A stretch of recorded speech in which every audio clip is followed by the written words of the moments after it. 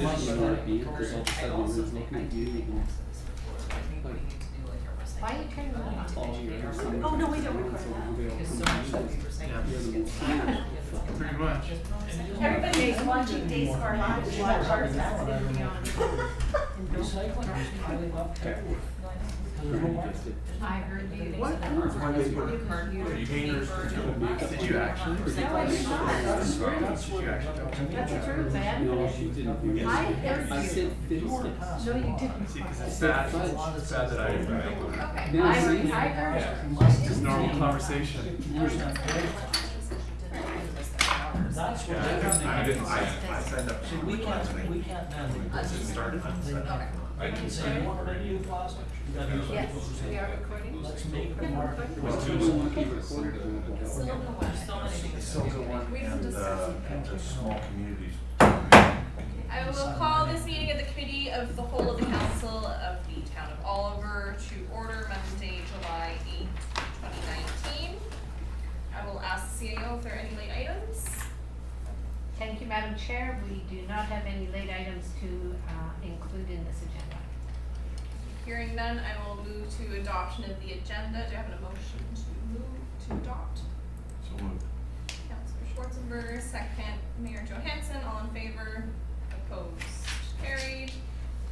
Adoption of prior minutes. Do I have a motion to adopt the minutes of the Committee of the Whole, June 10th, 2019? Mayor Johansson, second. Councillor Badas, any discussion? All in favor? Opposed? Motion carried. On to water matters. Item E1, development cost charges update and status. The CFO's report attached, and I will turn it over to the CAO. Thank you, Madam Chair. The purpose of this report is to just provide an overall overview of the DCC reserve funds and also what they can be expended on. I will pass it over to the Chief Financial Officer, Mr. Leahy, to go through the report with you. I would like to note though, before he takes over, that we are currently in the process of having a new DCC bylaw drafted. I do believe there's one draft that's been completed. Okay. Thank you, Madam Chair. The report that I've presented for you, as you note that the DCC bylaw hasn't been updated since 2007, and the CAO has indicated that is on the work plan of Sean, of the manager of Public Works, with True Engineering. Regardless of that, I did put in the rates that we are collecting now if a subdivision or developer comes to the city. These are the DCC levies that we collect now. I also put in the amount that we have in the actual DCC funds right now. It's approximately $1.6 million, of which water is $156,000. The roads one is $517,000. The parks is the biggest one, parks and open spaces, at $894,000, and then the sewer treatment at $74,000.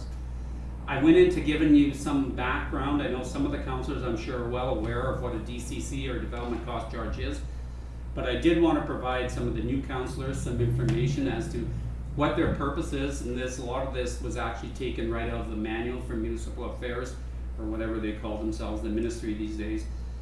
And so I just wanted to give council an overview of how they're calculated, and it's actually quite an intense calculation. I believe in this report towards the back, the technical study gets into the actual individual details, the minutia of how a DCC is arrived at. And to make a long story quite a bit shorter,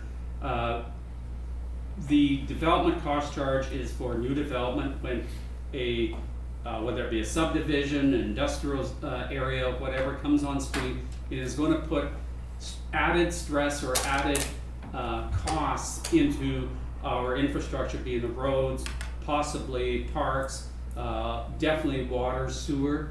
They're going to either use more of our volume, and so therefore what we're doing is we're really trying to make in some way development pay for itself in some way. And so it's obviously a lot more complex than that, but that is the whole intent behind a development cost charge. And I'll leave it at that for now. Okay, any questions from council? Councilor Mattis? I'm not sure who will be able to answer the question. How do we go about changing what is on the DCC list? CEO? Thank you, Madam Chair.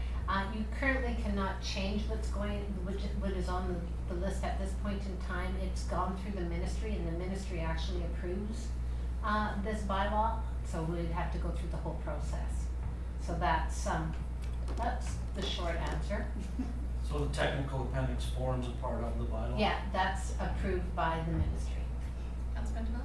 Just to clarify, you're talking about the projects, changing the projects on the list? Or adding projects, or yes, adding projects to the list type of a thing. So the sorry, if I follow up, so the process to do that, once I know it's in the process of being reworked anyway, but what is the process then if you wanted to add something or take something out? You did a new bylaw. How does council bring that to staff? Like if there's a particular project, I think is what. Oh, I was just wondering the process, if it has to go through the Okay. ministry, what are the steps? So what happens is, we've done a 10-year capital plan for both water and sewer, that got completed last year. And so when you look at that, you're looking at that particular, those particular plans, and that's giving you a forecast for where the stressors may be or where you have to upgrade, et cetera. So that forms part of your reasoning behind the projects that you start collecting DCCs for. So it's that, we bring forward a report to council showing that information, and then the bylaw gets its readings, and then it goes to the ministry for approval. So the ministry approves it, and then it can come back for adoption. Councilor Benjamin? Okay, so this is completely hypothetical. Say we as a council were to decide, as we're discussing downtown revitalization, that a parking facility in the downtown area, like a multi-level parking facility, is something that we want to concentrate on. And so we want to get it on this list so that we can use DCCs.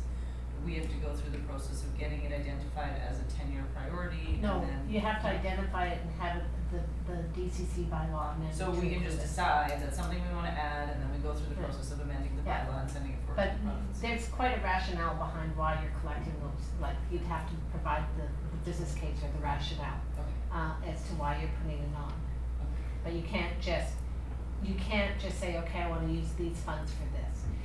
They're very specific, in what they're saying the projects go for. The only one that we did have some leeway in was the parks one. Okay. And that's where, it wasn't defined to the degree that the other projects have been defined. Councilor Rosen? Thank you, Madam Chair. Through the chair to the Chief Financial Officer. I'm just wondering about, you have the reserve balances here, and then a list of projects, and say under the water projects, they're all complete and had used $1.9 million of DCCs to complete them, if I'm reading this correctly. So does that mean that, or is this list current at, like, was this all done in the last 2 years, 5 years, 10 years, and we had that much money in DCC reserves and now we're down to $1.6 million? Is that what I'm taking from this? Through the chair, what this bylaw is stating, like within the bylaw, it says there's $1.9 million of eligible DCC projects that are going to be collected. Whether or not you collected that from water, I don't know from growth. Quite possibly you did not, I'd have to go back and look. But if you did not, then the monies for those projects from the town's perspective would be drawn from other sources. Water capital reserve, water operating reserve, water capital budget, etc. for it. So if you have the money, you can use it. But if you don't have the money, then obviously you have to service that development in a different way. I see. Thank you. Councilor Benjamin? So then at this point in time, or as of December 31st, there was 156,000-ish in the water portion. That's correct. And we would have to go on and identify new projects to which that could be used for, because currently there's nothing we could actually use that for. Correct. And See you. one more point to the water projects that, Mr. Leahy has pointed out, which is a good reason why we are redoing this DCC bylaw and need to move it quicker, is that, we have completed all the projects that have been listed in that DCC bylaw, so we should not be collecting water DCCs. Oh, okay. Something to collect before. Cause you have, Got it. yeah, that's right. We have no projects to go through, to put that money to. Councilman. Through the chair, are these statutory reserves? Yes. So they can only be used for what they're Yes. specified for? Yeah, DCCs are much different than any other reserve. They're very specific in their legislation. Is there, and I'm not familiar with the background legislation, is there anything that allows us to create the same level of flexibility that we have with the parks? Yeah, you certainly could within, let's say, the roads projects, where you're referring to a parkade, or you can be a little bit more general, maybe a parking area or something. You could certainly give yourself that flexibility. And what I'm thinking of here is a few weeks ago, we received, and over the years, we've continually received a letter regarding Mountain View Drive, and I'm just wondering, it's not on the list, but it would be nice if we could fold those types of projects and fund them from the DCCs, because surprisingly enough, they're in the area where the people paid money. Mhm. That's Any other questions? Hearing none, we have a proposed motion to receive the report for information. Do I have a mover? Councilman Tuma, second. Councilor Schwarzenberger, any further discussion? Hearing none, all in favor? Opposed? Motion carried. Item E2, 2019 UBCM Convention Minister Meetings Request, and I will refer to the CAO. Thank you, Madam Chair. This report was brought forward at the request of council, just to remind them of the meetings that we have currently listed for going forward at UBCM, as well as what's been brought up in the strategic plan, et cetera. And there's a deadline for submissions of July 17th of this year to get our appointments in. And so we just wanted to bring them forward for council to look at and see if there's anything missing, or if you wanna add something on to some of the meetings, topics that we have underneath the background. Councilman Tuma. I'm just wondering for clarification right off the bat. We request one meeting with one minister, or multiple, can we request multiple meetings with one minister? So for example, if we look at public safety and solicitor general, are we requesting that as 4 separate meetings, or we're asking for one meeting and we have to choose our We're only first allowed one? one meeting and So we have to choose prioritize. our top. Yeah. Then if we choose our top, do we send it in with all the other briefing notes, or do we just do one? We just choose a You can favorite? just do one. The other point is that some of those you could talk to staffers over the minister, so you might wanna take your most important one and talk to the minister, and then talk to staff In the members same ministry? in the same ministry for other ones, if you so desire. But these ones, yeah, I know that the victim services was quite high up on the committee's desire to help with that, to get it so that it's a full-time staff position. And then that's a joint meeting between Oliver and Osoyoos that we're looking at that, so that wouldn't be classified as our meeting per se. Okay. So the only hour meeting is the nuisance property legislation, because all the other ones are joint. Yeah, But if they're all joint, then we probably still have to choose one, our best one for the joint ones. you might be able to get them all in front of them in that 15 minutes, if you can provide the briefing notes.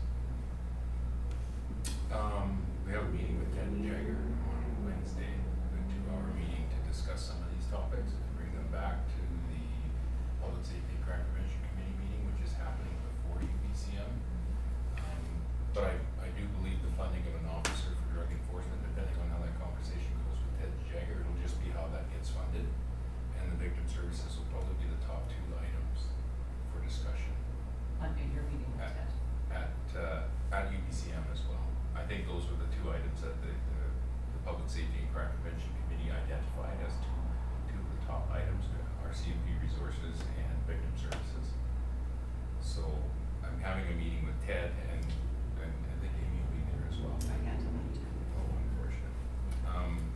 could just flesh out those opportunities to see whether how we would make that ask. So, sorry. So we heard about the victim services funding the last visit we had, but I don't think I've ever heard about the funding for an officer for a drug enforcement unit, so what's that about? So, Jason Beta from Suyas brought up the option to us, or at least a recommendation to us, that it is possible to fund an additional RCMP officer for this area, but that RCMP officer would be deployed in the drug enforcement unit and take it. On the surface, that doesn't sound like the right thing, but when you, what you get when you do that is the drug enforcement unit will now come down to the South Okanagan here and run projects, undercover projects, looking for drug enforcement in the area. So that's an option that we wanna talk to with Ted Jagger. Is that really the way that Jason Beta has communicated that as an opportunity? And if so, how do we go about asking for that? Because I know that Penticton is also looking for additional resources. And the reason that we're looking at something more specific to the drug enforcement unit is we feel like another general duty RCMP officer here is really gonna have no impact on the crime in the local area. We need to get deeper into the problem, which is that a lot of the property crime is being driven by drug activity or people stealing to support their drug habits. So, sorry, go ahead. Yes. So are you suggesting then that we wait to make our decision until after you've met with Superintendent Jagger? I would, how So- late do we have to make the request for a meeting and identify exactly what we were going to be bringing forward at that meeting? The 17th of July. July. I think though, based on this meeting in particular, we'd wanna go off of the recommendations of the Public Safety and Crime Prevention Mhm. Committee, in my mind, I think would make sense. And if that's what the committee's identified as the top priorities, then it would make sense to have those as our priorities going forward in that meeting. Yeah. Councilor Tula? I just feel like, so having been in a couple minister meetings, I feel like there's not a ton of time. So if you're trying to get across 3 ideas, after you've said hello and pleasantries and blah, blah, blah, you've got like Exchange cards. 2.5 minutes for each idea. It makes way more sense to go in my mind with one, and if we've given extra briefing notes and all of a sudden we find ourselves in a position where no one has anything else to say, you can start talking about the next thing. But I don't think that's ever happened. I mean, usually you're running out of time, so it makes sense to choose your, in my opinion only, it makes sense to choose your number one, and then, like, Kathy said, maybe try and get the other ones with staff or something like that. And it doesn't mean you can't, again, provide them all, but maybe you just spend the time talking about one. I don't know enough about this drug enforcement unit and how are we talking about an extra officer in addition to the ones that have already been identified? Are we talking about taking one of those and making it drug enforcement instead of just a regular member? But the victim services, when we heard about that at the meeting that we kind of had a month or whatever it was ago, that seemed like something that, where's that funding gonna come from? Because it's necessary. And I think we're looking for funding for both of them. For the drug enforcement unit, to maybe just put it a little more succinctly, is you fund one of the officers and you get access to the whole team. So although they'll be housed in Penticton, we'll still get all of them down here. So we don't have access to any of the team right now, because we're not funding. We do because we're under the provincial government, but once you start, Once you flip over. Once we flip over. once we flip over, we won't have that access. So is it I'm sorry. No, Is it hypothetical then at this point to even be asking for that, or is it something that we need to do to make sure that we're where we need to be when we get there? I'll be able to answer that question after we have our meeting with Oh, Ted okay. Jagger. That's the point of having that meeting. If we have that meeting and he goes, yes, that is a really a good option for you here, something that you would wanna consider as a high priority, then I would like to, I believe the committee would be on board with wanting that as a top priority item.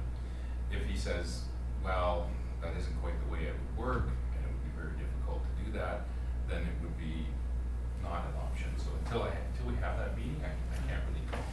Councilor Schwarzenberg? Just as the CAO was saying, it's probably different for Oliver and Osoyoos, cause Oliver has already crossed that threshold where they need to pay for, that kind of service where we're still under the provincial thing, so.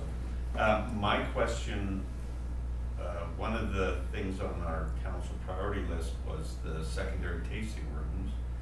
And we will have three letters of support from different organizations. Is that something we can just get as a package to hand to staff? Because it would be under the Solicitor General's Yeah. auspices to change those regulations. Yeah, we missed that one, I'm sorry, on the list. That's okay. So I wonder then for this minister meeting in particular, if we can hold off on what our priorities will be until after your meeting, but not wait until our next meeting, maybe we can hash it out over an email or something like that. I don't know how that works. Is that possible? No? Can't wait till the next meeting. Yeah, Well, do we have time before the next meeting? no, cause we meet again on the 22nd, I believe, and it's the 17th is when we have to have this in. The nuisance property legislation, that we could probably talk to a staff member about, because it's trying to get that changed a bit so that we have more powers, right? In Well, I think I would suggest, yes, the nuisance property legislation doesn't need to be spoken to with the minister. I think I would agree with Councilor Ventimiglia, victim services was clearly identified, and that's nothing that's gonna change with a conversation with Ted DeJager. It's a No. big issue for the RCMP which is taxing their resources. Yeah. That some funding from the province would make a huge difference in that. The other item of the drug enforcement unit, I think that could be a secondary item, and if we get an opportunity to have that conversation, because we've had a meeting with Ted and it has come across as something that we can pitch for, then we can try and add that on the agenda. See you? I was just wondering, just cause it says joint meeting between Penticton and Oliver and Osoyoos, I'm just wondering if Osoyoos is gonna be the one that puts that in. They might be able to put that one in and we put in the victim services, and then you get two separate meetings with two different I leads. was gonna ask if it's a joint meeting to get a half an hour or something. No, 15 minutes, period. So, I don't know. Yeah. So we should split them apart. I can ask, if you'd like, I can also check with Barry to see which ones he's going in with, cause he was taking it to his council last week, I do believe. Councilor Ventimiglia? Back to the tasting rooms though, cause that's also been something that's being worked on for a while. Would that be a meeting that would be more appropriately placed with the minister or with staff? Probably staff, It would? I think so. Cause what's our specific ask, just to allow for a secondary? To be a pilot project, to allow, to have a pilot project for allowing a tasting room that everybody can go into. Is that, Yes. that's, I think staff's a good place to start on that, because they're the ones who, you know, and they would pitch it to the minister, or, you know, when, yeah. it's not gonna happen overnight, so, I think staff's a good place to start with that.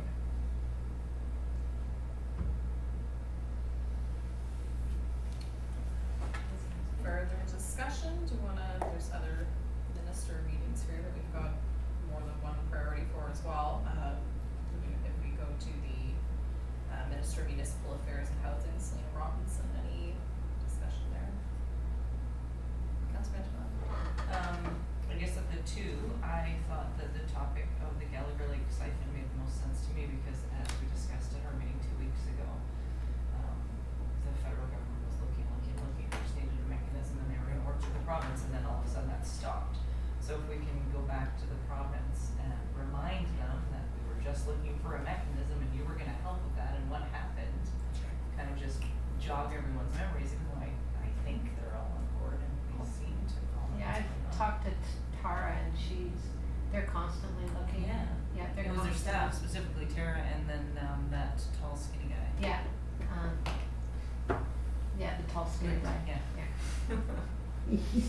But he's great, He is. he's great, right? Liam. Definitely not you, but- Everything about Liam. Oliver that there is to know. His name is Liam, you guys. There we go. I mean, I'd agree with that. I think we two affordable housing projects that are kind of in the works, and we're not in a terrible position there right now, both with, through BC Housing, and there's some momentum there. Councillor Schwarzenberger? I would agree with exactly that. I think, you know, BC Housing and I think that's where we get, suggested we go to anyway, cause that's who seems to have the money and the financial structure to do a lot of, affordable housing. So I think, yeah, I think for sure Gallagher Lake Siphon has gotta be the focus of that meeting. Councillor Turner? Actually, just for clarification, our last meeting about the siphon was with staff, wasn't it? Because we missed getting the It minister was the meeting. deputy minister. Right, which was great, and they're the ones that are like doing the legwork, but it might be nice to get in front of the minister again, because Yeah. we weren't in front of her last year too. Yeah. Oh, never mind. God. Keep going. Any further discussion? Well, Yeah, Mayor Johnson? I would just say, is that the correct minister that we should be talking to, or should it be finance, or should it be, Or agriculture. should it be the premier, if we have an opportunity to meet the premier, to have a discussion about something that's critical to the economy of this, of the South Okanagan? I think that might be the way to go. Problem with agriculture is they don't fund it. There's like, no, they don't fund it. I don't think it's even 1% provincial budget. Councillor Mendes? I think it council may wanna consider, and much what I said this afternoon, is you wanna book with as many people as you can, because the more people that have it on their agenda when they go to their caucus meetings, the more likely you are to get support at the caucus meeting. So if you think that a particular minister will help you with an issue, you should book an appointment with that minister. It's only 15 minutes, and if you're in appointments with every minister all day long, that's probably why you should be there, is to get the message across to every single minister that's sitting in that caucus. This is important. You know, it fits under agriculture, talk to them. It fits under housing, talk to them. Whatever minister you can make it fit under, make it an issue. Councillor Mendes? And so to that point, we're just asking all of those ministers to remember and think and try and think outside of the box when they're speaking to their federal counterparts. And if the original money did come from the premier's secret pocket, then the premier's also a really good spot I think to the premier, stop. I think this item above all would raise to that level. So Premier and Finance and Ministry of Finance both, I think, would be, Everyone you can think of. I agree, except for what they're, Um, we'll have to. I do know that the Ministry of Municipal Affairs and Housing, they are the ministry that deals with all of the, programs that are run between the federal government and the provincial governments. So, they are constantly talking with their federal counterparts, with regards to the different, funding opportunities. So, but this seems to fall outside of the usual funding opportunities that are there. And, you might also wanna try tourism. Yeah, Yeah. yeah. good point. Councillor Shaw? Yeah, I was just gonna say that you can almost guess what your answer is gonna be, is we're committed to $5.5 million, and we'll help you, we want to try, blah, blah, blah. I mean, they've already given us $5.5 million, they've committed to staying with that. I mean, let's keep pushing them to help this mechanism, because I talked to Ross Fitzpatrick not very long ago, he was looking for some chairs, and I said, man, what the hell? That's exactly what I said to him. You when this whole thing started a couple of years ago, he was kind of involved. I think he made a couple of phone calls for us, and he said there's a willingness there, and yet nothing. Why? Or maybe take a tractor rally. You know, I Talk would about like the cherries on Main the Street. minister in the hallway to say Hey, to that's what they do in France. appropriateness, or what's going on in Auburn, Mm-hmm. you know? Yeah,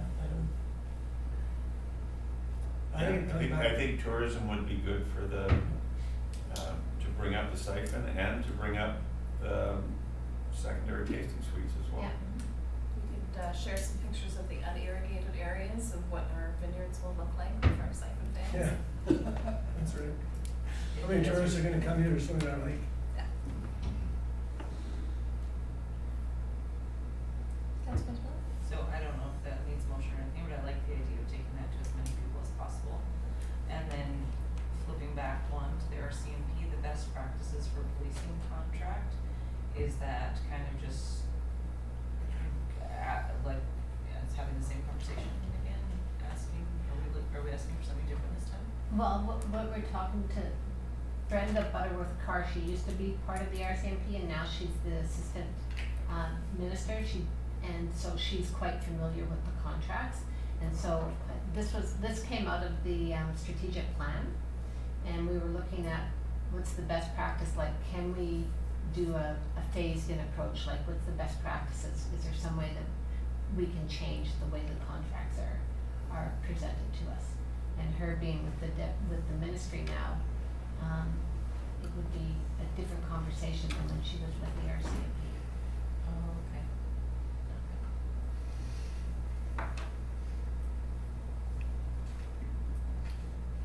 There's no further, yep.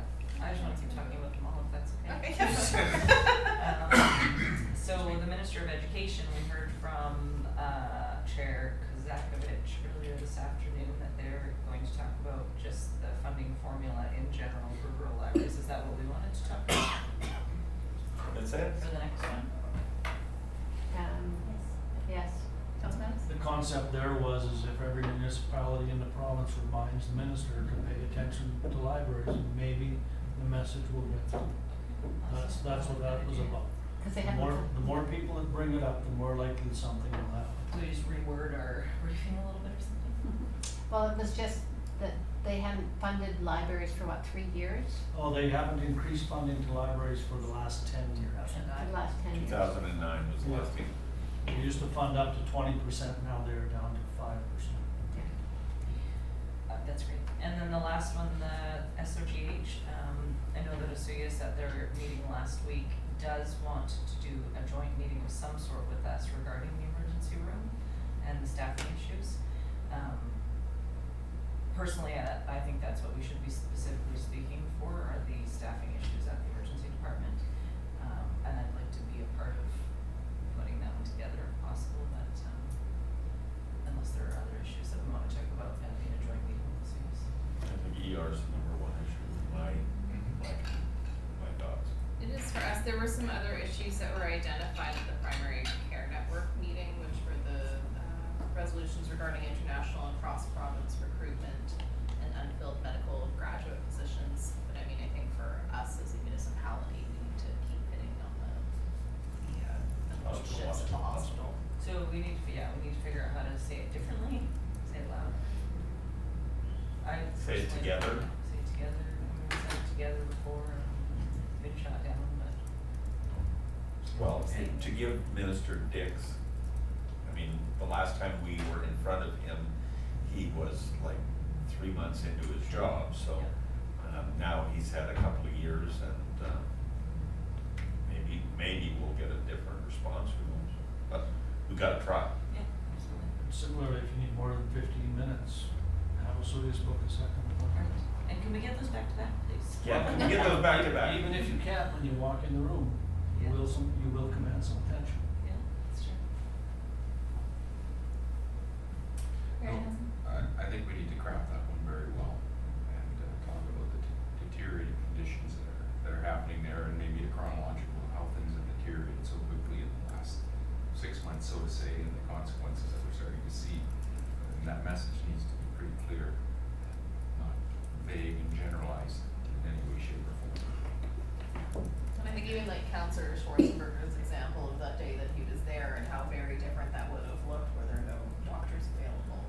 It's a scary prospect. Followed up by Councilor Vandermeulen's point about if it continues, how many lives will be lost? And does the government want to be responsible for that? And the numbers are there. The numbers are there, like that needs to be part of that, right, here's the numbers.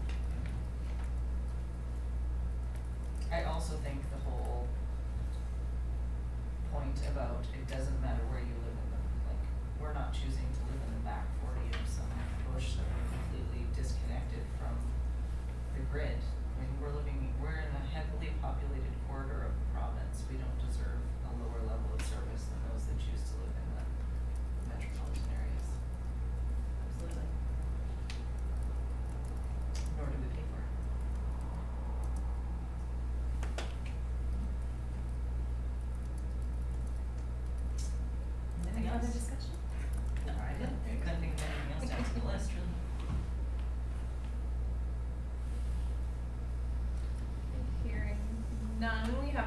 proposed motion that council direct staff to book UBCM minister and provincial staff meetings and to draft briefing notes in preparation for each meeting. Do we need specifics as to which ministers, the additional discussion we've had, or? Any is Okay. possible. Yeah. Got it. So Not is it having a been question, or are you moving? I have a question, more discussion. Yes. Not having been to UBCM before, I'm just, do these meetings take place throughout the week? Yes. Is there a Yes. couple days that they happen more They than others? take throughout the week, they fit you in, so, there'll be times where you're wanting to be in a session, but you have to leave it to go to a meeting. So the meetings are a priority for sure. Yeah, It's a case where the ministers will have an office and they'll block 6 hours a day or whatever. And they've got 120 municipalities, and so it's 15 minutes. Okay.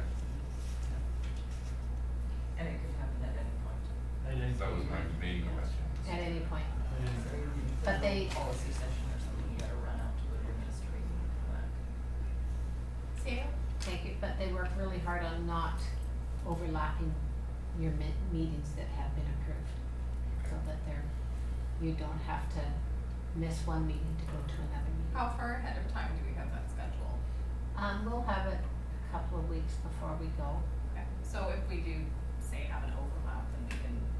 Usually, we spot that and we will go, Okay. and they start rearranging everything.